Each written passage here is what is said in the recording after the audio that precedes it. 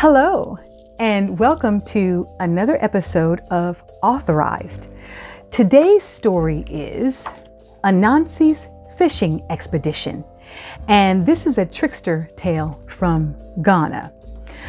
So I want you to take a look at the map behind me, and you'll see the continent of Africa. And as you can see, Ghana is right there in West Africa. So take a good look. And that's where today's story is from.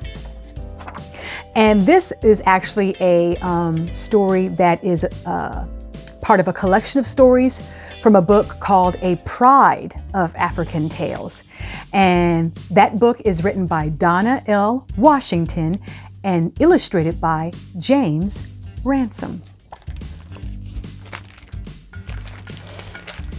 Now, you all may know Anansi is a trickster, okay? And he's always trying to get something for nothing. In this story, though the tables are turned, it is Anansi who gets tricked. One day, Anansi was sitting beside the road. He got it into his head that he wanted to go fishing. He sat in the sun thinking that it was a good season to catch fish, and if he was successful, he could sell the extra ones in the marketplace. The longer he thought, the surer he was that it was a very good idea.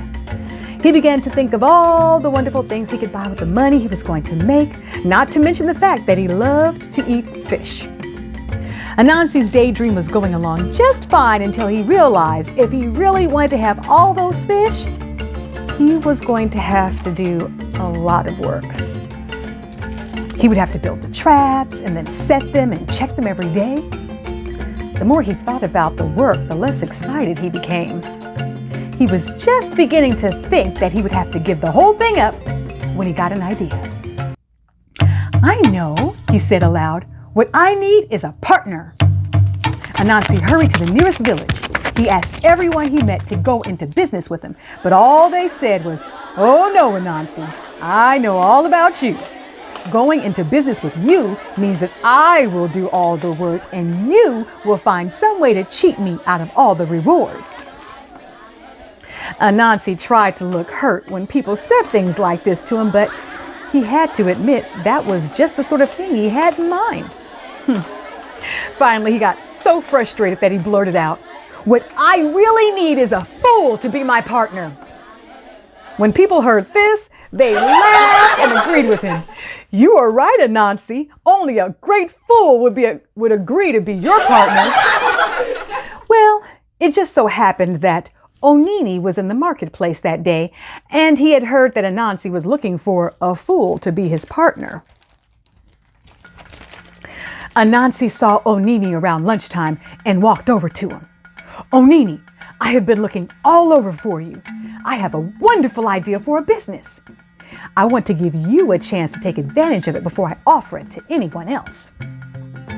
Now, Anansi thought that Onini was a simpleton because he never played practical jokes on anyone and he did not talk much.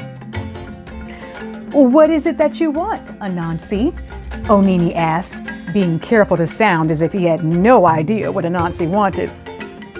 "I would like us to go into a partnership together," Anansi said. "A partnership? Doing what?" Onini asked. "Fishing," Anansi responded. "I think that would be a very good idea, Anansi," Onini said politely. Anansi smiled to himself. At last he had a fool to go fishing with him. Everyone tried to warn Onini that Anansi was going to cheat him, but Onini just smiled quietly and said nothing. Very early the next morning, Anansi and Onini went into the forest. Anansi was already forming a plan in his head about how he could make Onini do all the work. As soon as they got to a place where there were some nice reeds just perfect for fish traps, Onini took out his knife and said to Anansi, "Now, because we are partners, I suggest that we share all the work." Anansi had no intention of sharing the work, but he nodded anyway. "The first thing to do," said Onini, "is to cut the reeds for all the traps." "I shall cut the reeds." "What shall I do?" asked Anansi. "Why, you shall get tired from me, of course." If I have to cut the reeds, I see no reason why you cannot get tired. What? Yelled Anansi. I do not think that is a good idea at all. Why don't you let me cut the reeds and you can get tired? As you wish, Anansi, said Onini, and he sat down in the shade. For the next hour, Anansi cut reeds in the morning sun while Onini panted, and stretched his arms, as if to ease the muscles.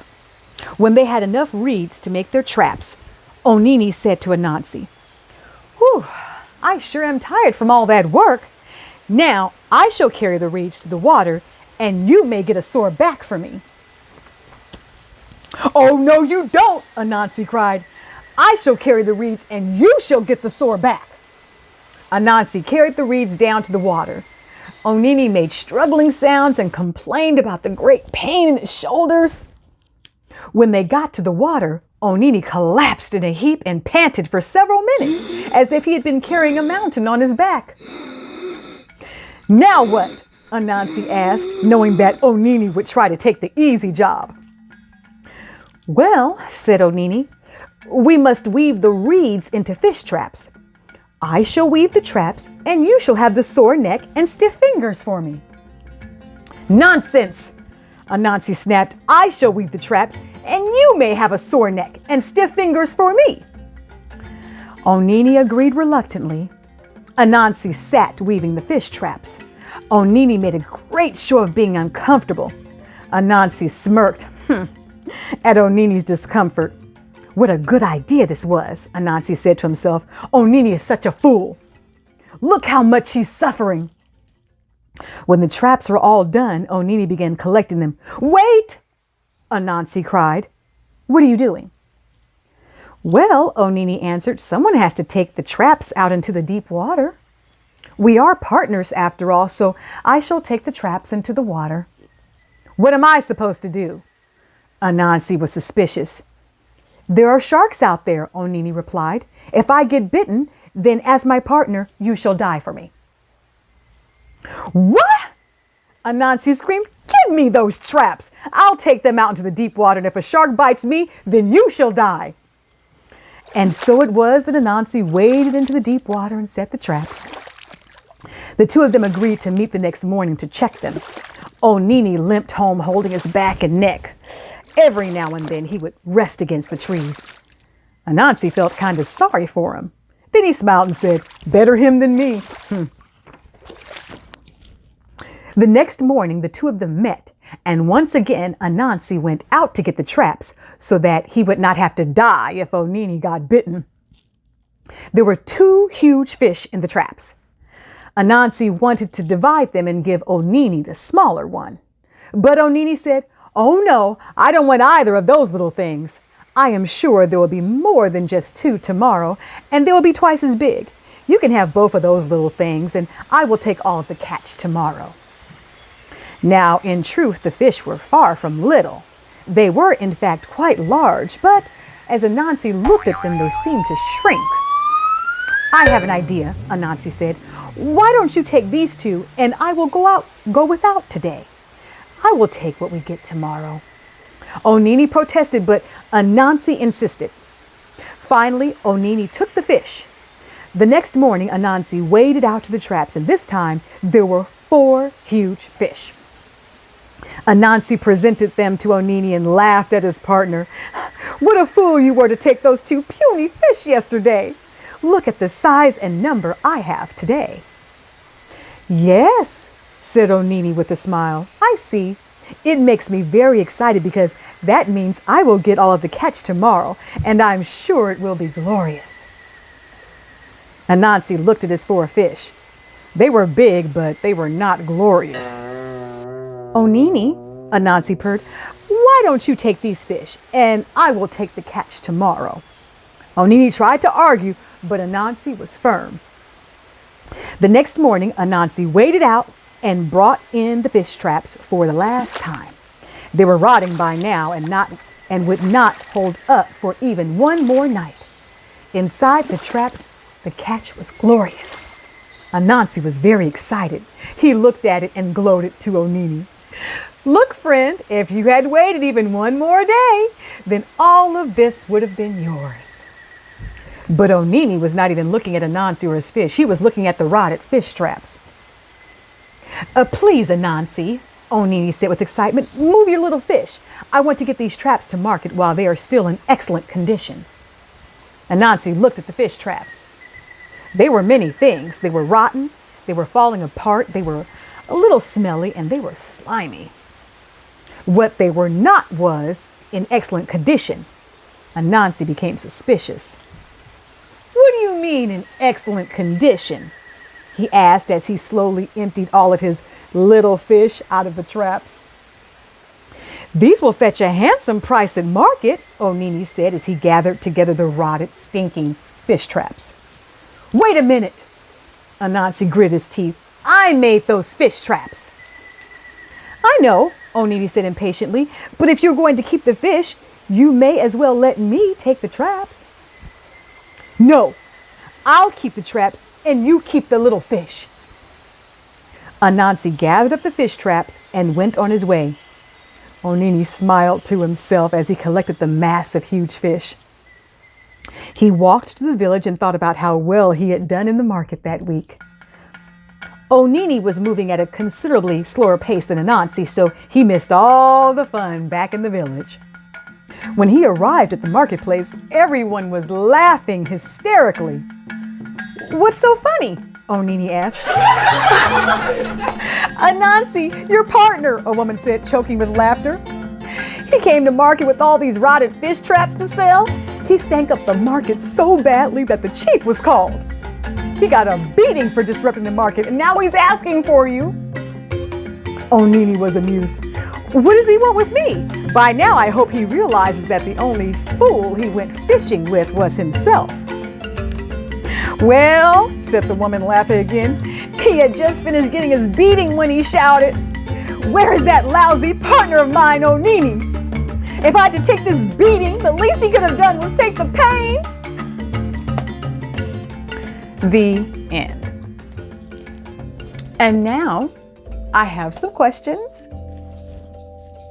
What do you think of Anansi's character as a trickster? Now, we know that as a trickster, it is said that he does not want to do all the work, but he wants to reap all the rewards. Now, would you go into partnership with a character like Anansi? And if you would, why would you? Do you think that you could outsmart Anansi at his own game like Onini did? And how do you think, let's go back and think about the story in your head. How do you think Onini was able to beat Anansi at his own game? Do you know somebody in your life that could be called maybe a trickster like Anansi? And if so, how do you interact with this person?